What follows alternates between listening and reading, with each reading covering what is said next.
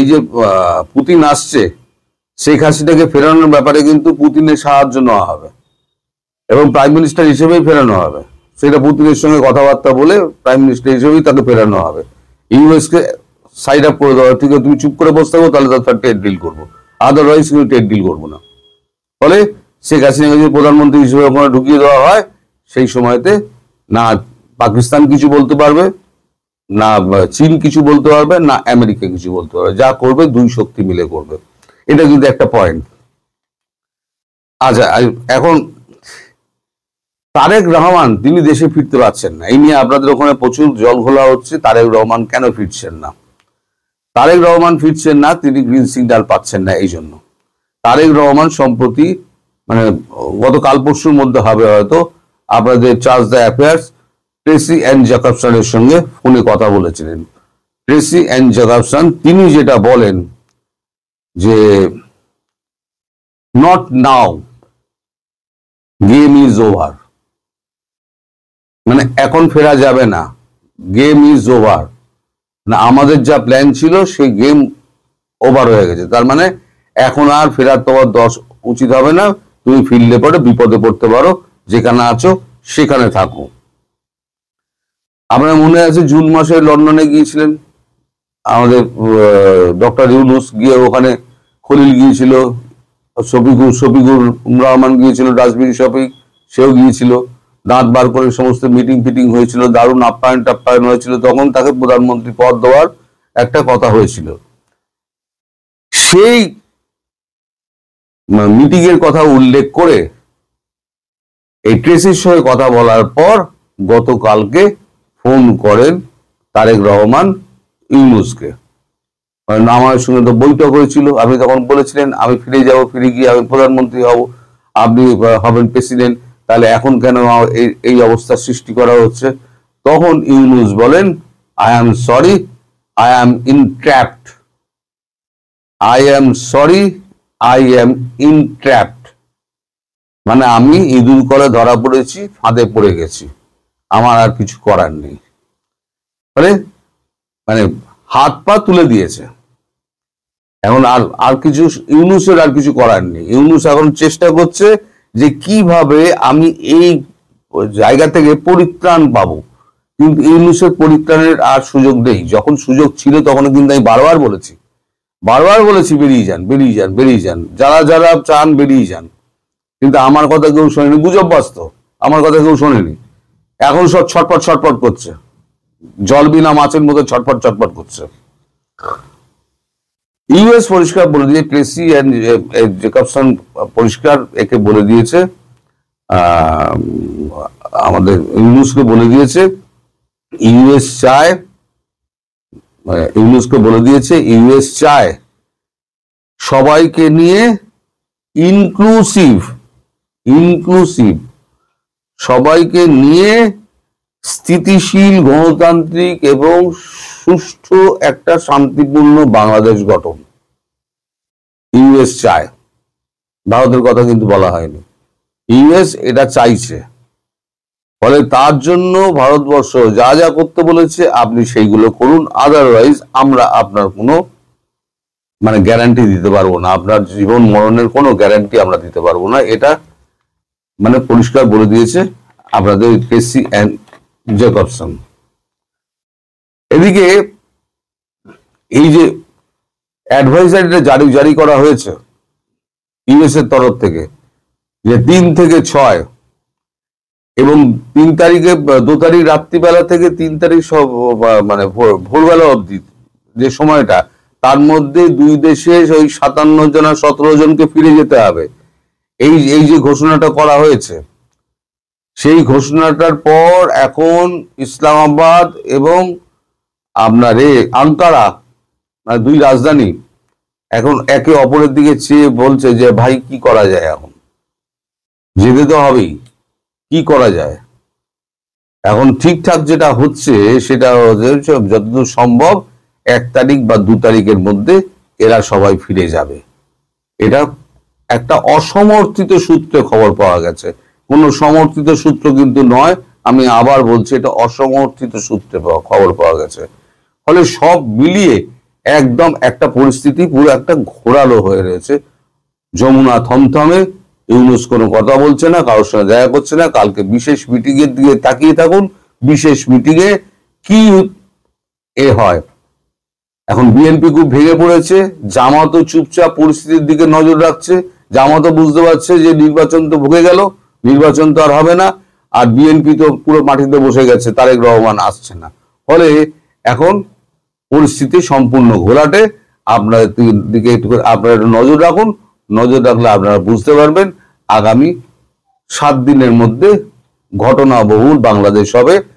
তার জন্য যা যা আগাম খবর পাওয়া যায় আমি সব আপনাদের দিয়ে দেবো। সুতরাং আপনারা অধৈর্য হবেন না, প্রত্যেকটা লাইনে আপনারা পাবেন খবরের খনি। পুতিন তো 4 তারিখে আসছেন, আপনারা নিশ্চয়ই এতক্ষণ আপনাদের কাগজে, দেশের কাগজে সব জেনে গেছেন 4 তারিখে আসছেন। আপনাদের মনে থাকতে পারে ইউক্রেন যখন যুদ্ধ শুরু হয় সেটা 22 তারিখে শুরু হয়েছিল, 22শে সেপ্টেম্বর। তার ঠিক 7 দিন আগে পুতিন এখানে এসেছিলেন ভারতবর্ষে প্রধানমন্ত্রীর সঙ্গে দেখা করতে। কারণ উনি জানতেন আমি যদি ইউক্রেনের বিরুদ্ধে যুদ্ধ শুরু করি তাহলে আমার উপরে স্যাংশন চাপবে, এবং স্যাংশন চাপলে সেখান থেকে বেরোবার পথ একমাত্র ভারতবর্ষই করে দিতে পারে। তাই তেলের ব্যাপারটা ঠিকঠাক করার জন্য তিনি ভারতবর্ষে এসেছিলেন। এবং তারপরে মোদিও গিয়েছিলেন, গিয়ে প্রকাশ্য ক্যামেরার সামনে বলেছিলেন যে এটা যুদ্ধের সময় নয়, এটা কথাবার্তা আলোচনার মাধ্যমে মেটাতে হবে। এটা আপনারা সবাই এটা মনে আছে। সেই পুতিন ঠিক এই সময়টা বেছে নিয়েছেন।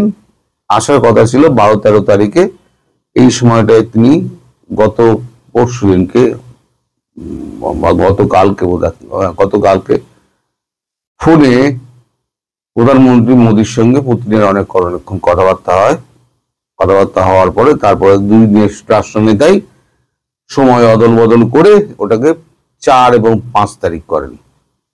এর মধ্যে লুকিয়ে আছে অনেকগুলো কূটনৈতিক ব্যাপার।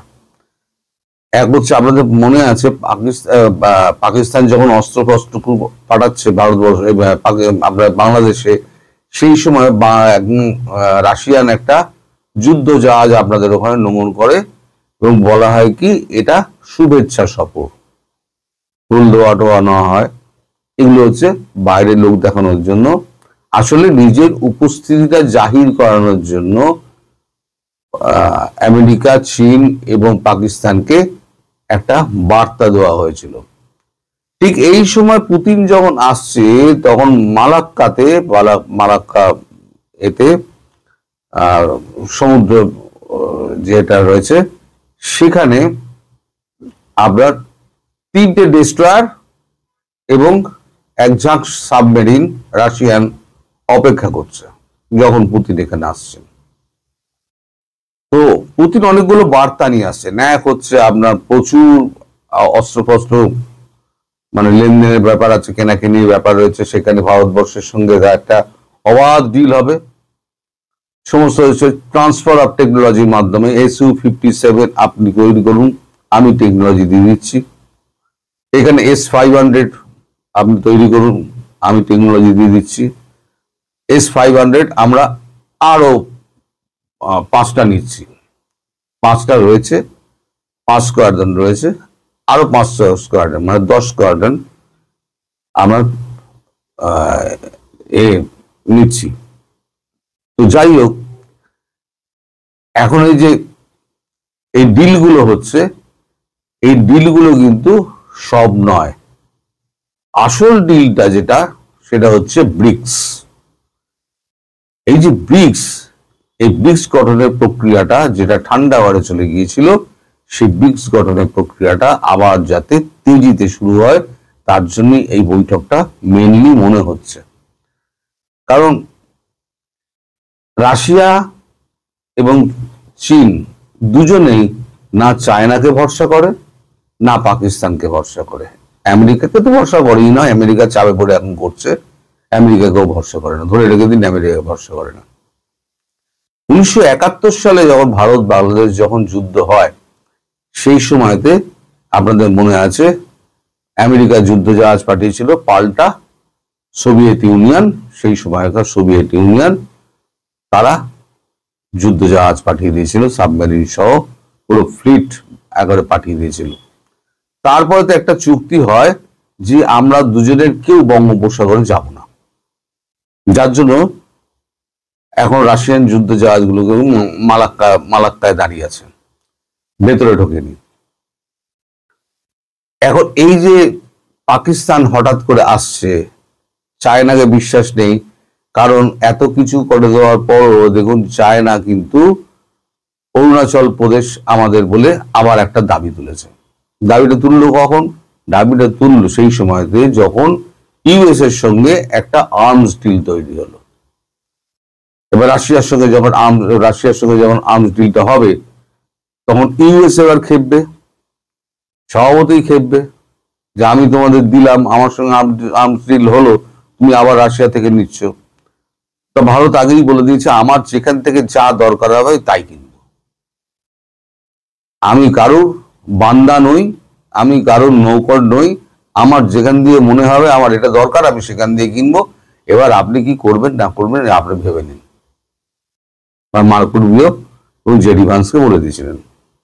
আপনারা দেখুন এত কিছু হচ্ছে, তার মধ্যেও কিন্তু বাংলাদেশ নিয়ে এত কিছু হচ্ছে, এখনো কিন্তু ট্রেড ডিল সই হয়নি, ট্রেড ডিল কিন্তু আটকে পড়ে রয়েছে, ট্রেড ডিল এখনো সই হয়নি, মানে পুরোপুরি ঘটনা শেষ না হওয়া পর্যন্ত ট্রেড ডিল সই হবে না। যাই হোক, এই যে পুতিন আসছেন, পুতিন এসে এখানে এক ঝাঁক লোক নিয়ে আসছেন, তার পারিষদ নিয়ে আসছেন, এখানে প্রচুর ডিল ফিল হবে এবং একটা ক্লোজ ডোর মিটিং হবে নরেন্দ্র মোদী এবং ভ্লাদিমির পুতিনের মধ্যে। যেমন 45 মিনিটের মোলাকাত হয়েছিল দুইজনের গাড়ির মধ্যে, কেউ জানতে পারেনি কি কথা হয়েছিল, আজ পর্যন্ত জানে না। এই ক্লোজ ডোর মিটিং এ যেটা হবে সেটাও মানে ভবিষ্যতে কেউ জানতেও পারবে না কি কথা হয়েছিল দুই নেতার মধ্যে, কেউ জানতে পারবে না। তো সেটা বেকার, ও নিয়ে কথা বলে লাভ নেই। এখন এই যে উনি আসছেন, এই বার্তাটা এমন সময় আসছেন, সে বার্তাটা আমেরিকার কাছে পৌঁছে যাচ্ছে যে এই ইউক্রেন যুদ্ধের আগে যেমন রাশিয়া যেমন ভিজিট করেছিল, আবার ঠিক মানে বাংলাদেশের ব্যাপারে যখন ভারত একটা শক্ত অবস্থানে যাচ্ছে, তখন কিন্তু রাশিয়ার প্রেসিডেন্ট কিন্তু আবার এখানে ভিজিট করছে। সুতরাং আমেরিকার কান খাড়া হয়ে যাবে, যতটুকু এদিক ওদিক করার চেষ্টা করুক না কেন আর করবে না। তাছাড়া ওর মাথায় আছে কিন্তু ব্রিক্স যদি হয় তাহলে পরে মানে আমেরিকার ডলারের কিন্তু 12টা বেজে যাবে, সেটা এখন তলায় তলায় হবে। এবং ইদানিং আগামী বছর 3-এর মধ্যে দেখবেন যে আমাদের টাকা ডিভ্যালুয়েট করছে। এখন আমাদের 87 টাকা তো পার ডলার, $1 দাম হচ্ছে ইন্ডিয়ান রুপি 87 টাকা, এটা দেখবেন 100 তুলে দেবে, নামিয়ে দেবে, মানে $1 কিনতে গেলে আমাদের 100 টাকা খরচা করতে হবে। এটা কেন করছে? এটা করছে এই কারণে, ভারতবর্ষ, আপনাদের কাছে হয়তো নেগেটিভ একটা মেসেজ যেতে পারে যে ভারতবর্ষের কমছে, আসলে ভারতবর্ষের বাজার কিন্তু জিডিপি বাড়ছে, 8.2 হয়ে গিয়েছে, এত কিছু আমেরিকা করার সত্ত্বেও 8.2 জিডিপি হয়েছে। তো যাই হোক, এটা ডিভ্যালুয়েশন করা হচ্ছে এই কারণে যে যখন রিকভার করে যখন করা হচ্ছে না টাকাটা, যখন মার্কেট যখন রিকভার করে নেওয়া হচ্ছে, তখন সেই টাকাটা কিন্তু বাজারে ছাড়া হচ্ছে না, সেটা দিয়ে পুরো ডলার কেনা হচ্ছে। এই ডলারটাকে অন্তত 2-3 ট্রিলিয়ন ডলার, এখন 780 বিলিয়ন ডলার ভারতবর্ষের হাতে আছে, চেষ্টা করা হচ্ছে এটাকে 2 থেকে 3 ট্রিলিয়ন ডলারে মজুতটা করার। যখনই 3 ট্রিলিয়ন ডলার হয়ে যাবে তখনই 2 ট্রিলিয়ন বাজারে ধূপ করে ছেড়ে দেবে। তাহলে কি হবে? ইউএস এর ডলারের দাম ধাস করে নেমে যাবে, তো এই 2 ট্রিলিয়ন বাজারে ছেড়ে দেয়, তাহলে ইউএস ইকোনমি যখন 12টা বাজবে ঠিক সেই সময়তে ব্রিক্সের মুদ্রাটা চালু করে দেবে। এটা হচ্ছে কূটনৈতিক পেছনের খেলা। এছাড়া তো আছে বাংলাদেশের মধ্যে যেটা, সেটা নিয়ে হয়তো কালকে কথাবার্তা হবে, কালকে জানতে পারবো, আজকে জানতে পারবো না। এবার আসি আমি বাংলাদেশের ব্যাপারে। বাংলাদেশে এখন অখণ্ড নীরবতা। আপনাকে গতকালকে আমি বলেছি যে অ্যাডভাইজারিটা জারি করেছিল কে? অ্যাডভাইজারি জারি করেছিল ইউএস। ভারত কিন্তু ওখানে বসছিল, ভারত কিন্তু কোনো কথা বলেনি। অ্যাডভাইজারি জারি করেছে 3, 4, 5, 6 এই 4টে দিন ইউএস অ্যাডভাইজারি জারি করেছে। এবং ইউএস এটাও বলেছে যে স্পর্শকাতর সময়টা 3 ঘন্টা থেকে 11-12 ঘন্টা পর্যন্ত চলতে পারে। ভারত কিন্তু কোনো কথা বলেনি, আজ এখনো পর্যন্ত ভারত একটা কথা উচ্চারণ করেনি। এই আক্রমণের ব্যাপারে কিন্তু কোনো কথা ভারত বলেনি। যখন মারবে দুম করে মেরে দেবে, তার জন্য যা যা করার দরকার আছে সমস্ত কিছু করা হয়ে গেছে। এই যে ভারত চুপচাপ ভেতরে ভেতরে এগোচ্ছে এবং ইউএস এর এই যে আগ বাড়িয়ে কথা বলা এবং ইসলামাবাদ এবং টার্কিকে একটা বার্তা দিয়ে দেওয়া, সেটা কিন্তু ইউনূসকে খুব ভাবাচ্ছে। এর সঙ্গে রয়েছে কি আপনার খবরের মধ্যে থাকছে তারেক রহমানের ফেরা। আচ্ছা, বিশেষ পরিস্থিতিতে বিশেষ বৈঠক, আমি একে একে সবেতেই আসছি, প্রত্যেক কটা কিন্তু গুরুত্বপূর্ণ, আপনাদের শেষ অব্দি এটা দেখার আমি অনুরোধ করব। খলিলকে হঠাৎ ডেকে পাঠানো হয়েছে। খলিলকে ডেকে পাঠানো, খলিল 3 তারিখ অব্দি থাকার কথা ছিল কাতারে। খলিলকে গত রাতে ফোন করে বলা হয়েছে তুমি আগামীকালের মধ্যে তুমি ব্যাক করো, আমাদের সোমবার দিন একটা বৈঠক আছে। ইউনূস একটা বৈঠক ডেকেছেন। বৈঠকটা হচ্ছে বিশেষ পরিস্থিতিতে বিশেষ বৈঠক, সোমবার দিন এই সকালের দিকে, টাইমটা আমি জানতে পারিনি। এই বৈঠকটা হবে, সেখানে খলিলকে উপস্থিত থাকতে বলা হয়েছে। কি কথাবার্তা হয়েছে, কি অবস্থা, এটা পুরোপুরি জানার জন্য। এখন পরিস্থিতি কিন্তু যমুনা থমথমে।